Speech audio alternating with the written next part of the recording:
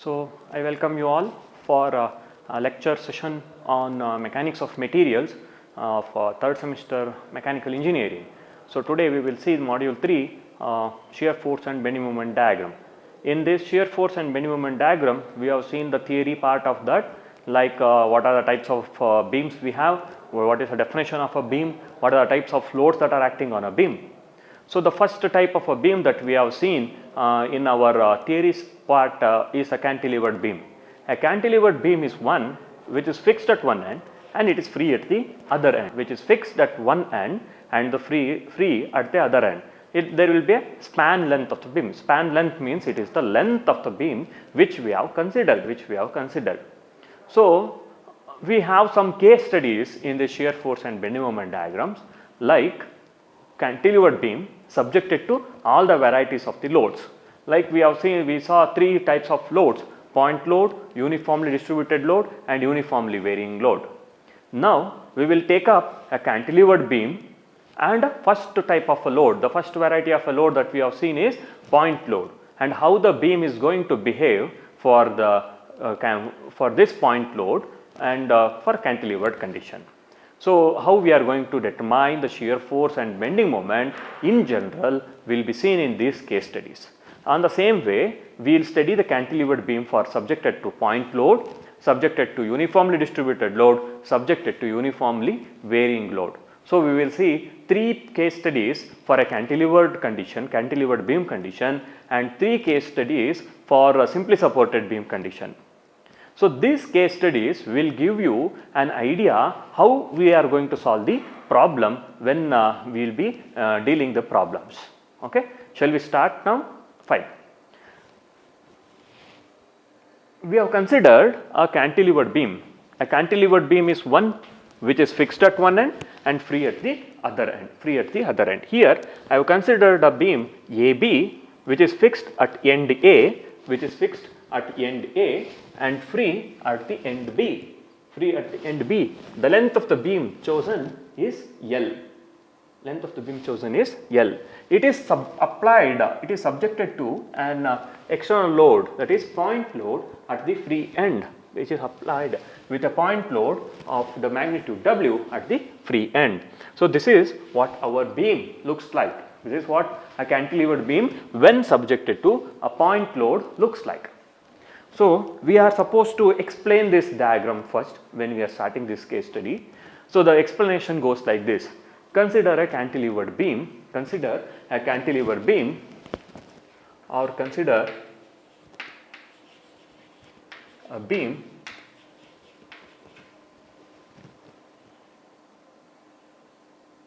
as shown in the figure.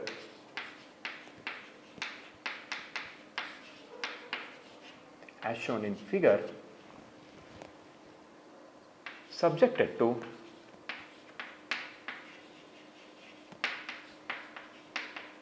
point load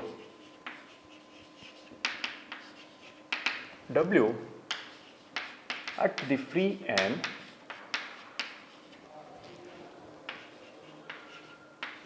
and fixed at one end, that is A. The length of the beam B L. So, this is what the explanation that we generally write when we have chosen some beam subjected to some amount of load at a free end. What is the free end? It is end B, and fixed at one end. What is that end? That is end A. The length of the beam is L. Let the length of the beam be L. Now, our purpose is intention is to determine the shear force and the bending moment. Once the shear force and bending moments are obtained, we will plot them, we will represent them pictorially or diagrammatically. When it is represented diagrammatically, then the title of our module is complete. That is shear force and bending moment diagram. Okay. So, we will start with the shear force.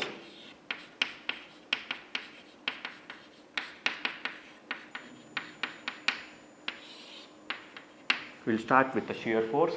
I use the notation to represent the shear force as F, and we will call it as Fxx. That is, we will come to know what is xx further. So, to determine the shear force, we should recall and remember what are the sign conventions that has to be followed to find out the shear force values that are produced on the beam. So, what is the sign convention? I just write in a small part.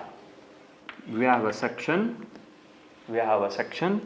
To the right side of the section, if the forces are acting downwards, it is positive. If it is acting upwards, this will be negative. The value of forces will be positive if it is acting downwards. The value of force will be negative if it is acting upwards. And reverse on the other end. What is in the other end? If it is towards the left side, the forces will be negative if they are acting downwards. If they are acting upwards, its value will be positive. This is the sign convention that has to be followed while we are taking the problem. Now, what I will do is, I will consider a section.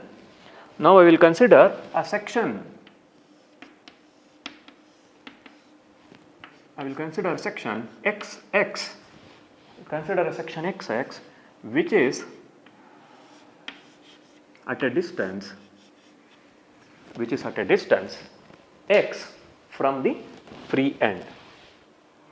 Consider a section XX at a distance x from the free end. Which end? Free end. We should be very careful. I am giving that distance from the free end.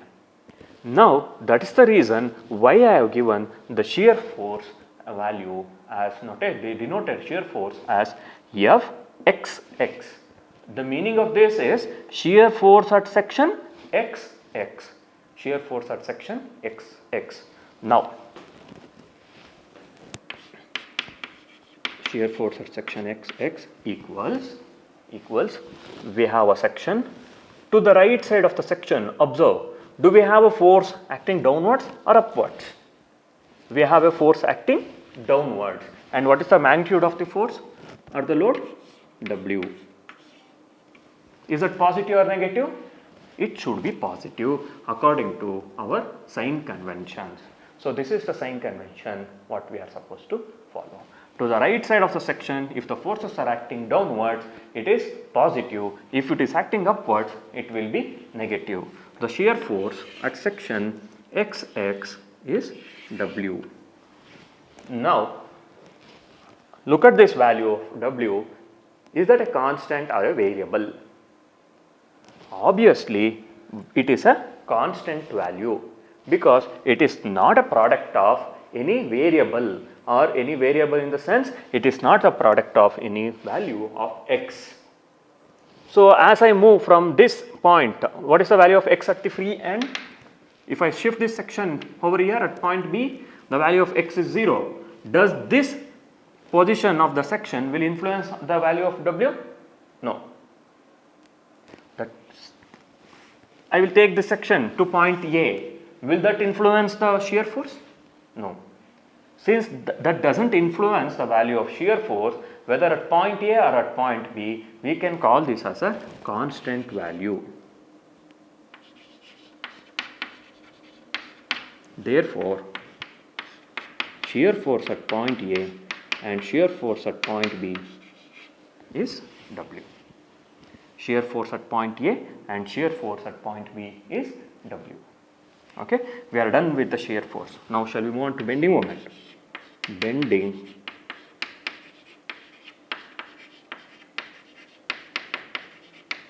Bending moment. Let us call bending moment as M.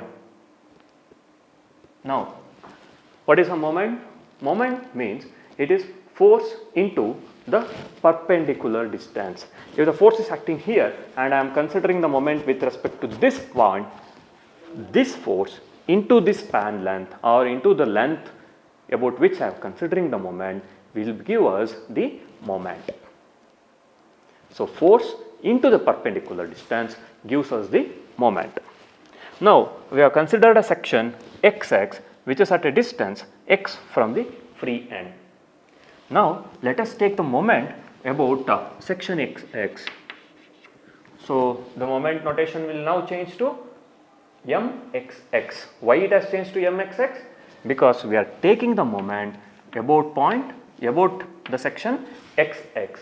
We are taking the moment about section xx. Taking the moment about xx. Taking the moment about section xx. So what we will get? I will write that as mxx. Again, please look into the sign convention that we have followed. We have a section. If the moment is clockwise, then its value, if the moment is clockwise, then it will produce a negative moment, a negative value, and also we should observe what type of effect it is going to give. If it is going to produce a sagging effect, then its value will be positive. If it is producing a hogging effect, then its value will be negative. Now observe this beam. The load is applied. How the beam is going to bend? It is going to bend in this particular fashion. So what kind of an effect it is? Is that a sagging or hogging? Definitely it is an hogging effect. It will bend in this way. So if it is hogging, the value should be negative or positive? Negative. The clockwise moments are positive, but the bending moment effect is negative because it is going to produce a hogging effect. So what is moment? Force into perpendicular distance. W is the force. Perpendicular distance till the section XX is x, and its value is negative. Why it is negative? Because it produces what kind of an effect? Hogging effect. Now observe this term, observe this value. This is a function of x. Change the value of x. Put x is equal to 0. What happens to the bending moment? It becomes 0. Put x is equal to 1. It will be minus w. That means to say the bending moment is going to vary with respect to the value of x. So it is not a constant value, it is a variable value. Now come to the figure. We are interested in determining the bending moment at point B as well as at point A. We are interested in determining the bending moment at point B and at point A, that is at the fixed end and at the free end. So what are the values of x? The value of x at x is equal to 0, I will be at the point B. I will be at the location B. So what happens to this bending moment at point B? This becomes 0. Because put x is equal to 0 over here, something into 0 is 0. Now at x is equal to L, I will be at location A and its value becomes minus WL.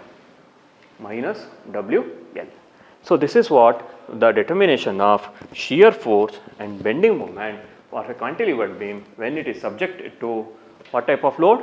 A point load. We have calculated the shear force and the bending moment. So one part of the problem is done. So we need to plot those values in the diagram or the figure. So how to draw? First I will start with the shear force.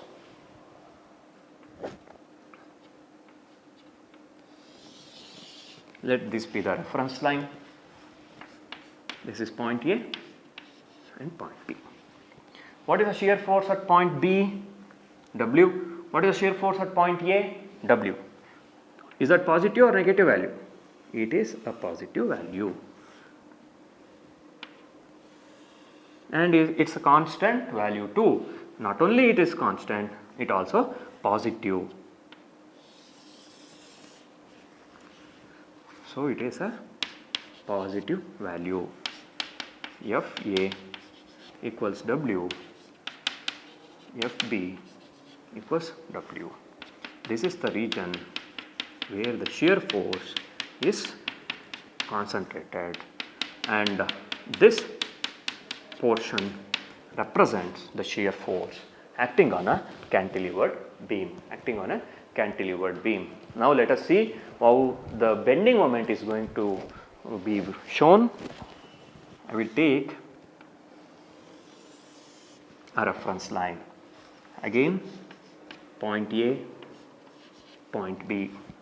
What is the bending moment value at point B? 0. MB equals 0. What is the bending moment at point A? MA is WL. MA is WL. Now observe the equation. Observe the equation MXX. It is minus WX. It is minus WX. That means it is a variable. How it is going to vary? It is a linear variable. How can we say it is a linear? Linear means we know from our mathematics we have an equation of a line as mx plus c. Mx plus c. This gives us a straight line. Where m is the slope. What is the order of the value? X. It is the first order. So we can call, once the equation is of first order, we can call that as a linear curve, linear line, or a straight line, linear line. So we have MA minus WL, MB 0. So these two will be connected with the help of a straight line, and this value is negative. This is the region where the bending moment is concentrated.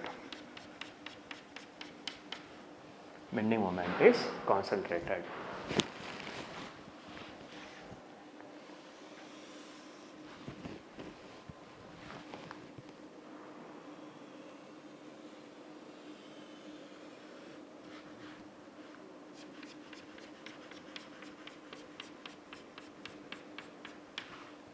Fine. So this is how we are going to draw and determine shear force and bending moment diagram. So this three diagrams altogether is the way how we are going to represent shear force as well as the bending moment. This is the shear force diagram, and this we call it as a bending moment diagram. So this is case 1, that is cantilevered beam subjected to point load. Now next we will see cantilevered beam subjected to uniformly distributed load. Cantilevered beam subjected to uniformly distributed load. Let us move on to the next case, that is cantilevered beam subjected to uniformly distributed load. Cantilevered beam subjected to uniformly distributed load. Again we have the same cantilevered beam fixed at one end and free at the other end. The length of the beam is L. The magnitude of UDL applied on this beam is W per unit length, or W Newton per meter. W per unit length, or W Newton per meter. So please carefully observe, this is not a point load case, it is a uniformly distributed load case. What is the meaning of uniformly distributed load? A uniformly distributed load is one where the loads are acting consistently on each and every location of the beam, on the span length of the beam, or the load is uniformly spread over on the span length of the beam.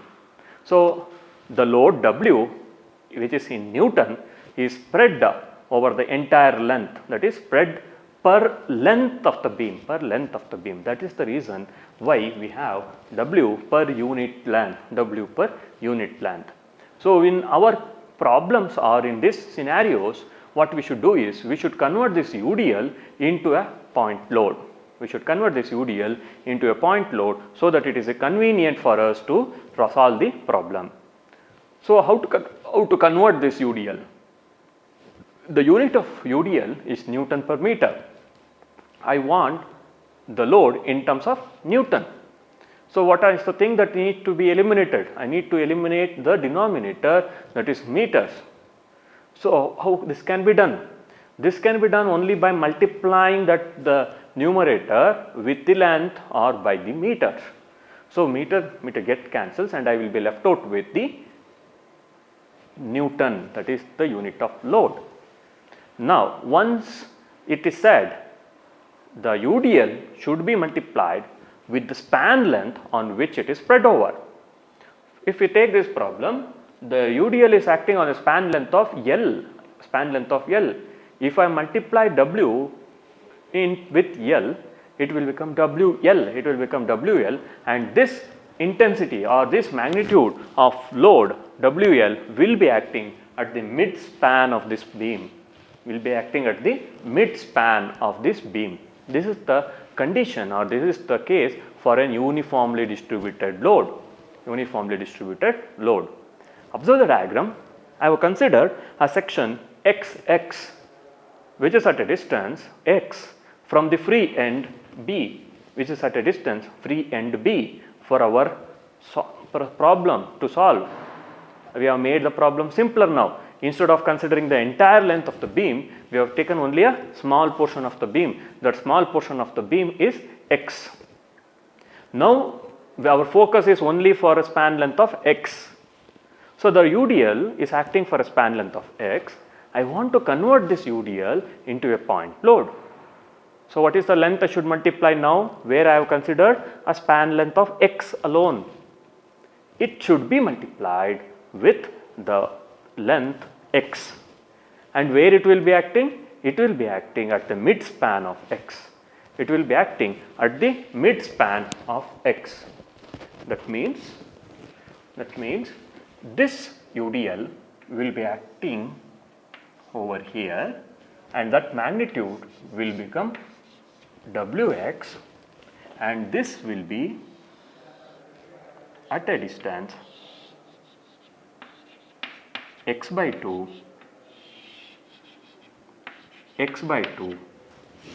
that is mid span of x. The Wx, the intensity Wx will be acting at the mid span. So now we have converted the UDL problem into a point load problem. Then the procedure remains the same. So the theory part, again it is the same. We will have a theory part like this. Consider a beam having a length L subjected to uniformly distributed load of magnitude W per unit length, which is the beam is cantilevered, which is fixed at one end and free at the other end, as shown in the figure. Full stop. I will repeat once again. Consider a cantilevered beam which is fixed at one end and free at the other end, subjected to uniformly distributed load of magnitude W per unit length, as shown in the figure. Full stop. Now consider a section XX at a distance x from the free end, as shown in the figure. Now the intensity of UDL acting for a span length of x is Wx, and it will be acting at the mid span of x.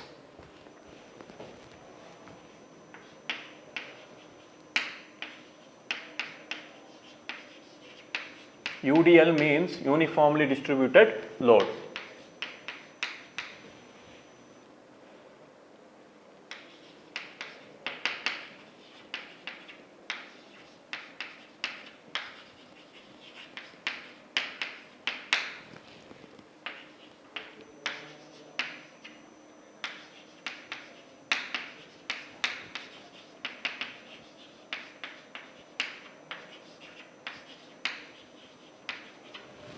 This is when we treat the entire length of the beam, that is intensity of UDL acting on the span length L is WL, which acts at the mid span of the beam.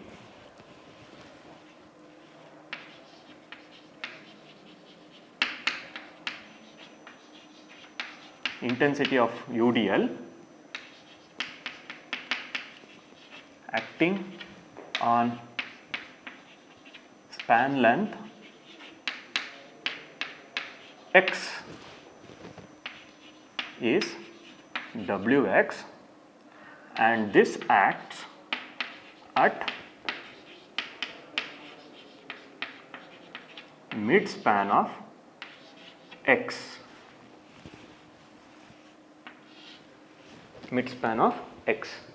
Again, the next part remains the same, like we will start with shear force. So the shear force notation, we will call it as Fxx, because we are taking the shear force at section xx, taking the shear force at the section xx. Again, use the sign convention.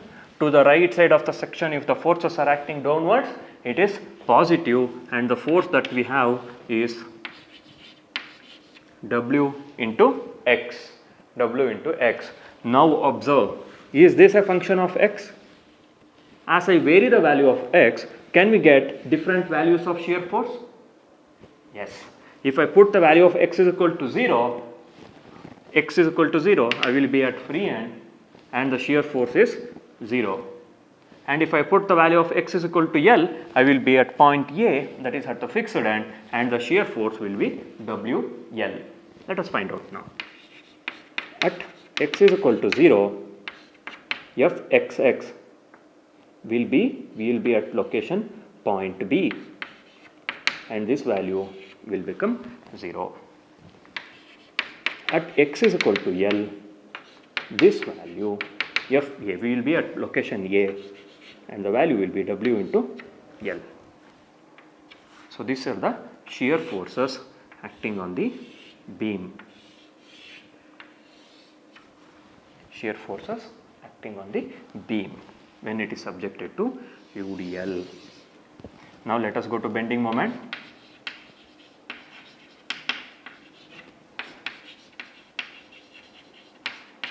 So the notation that we use for bending moment, Mxx, and we are taking moment about section XX.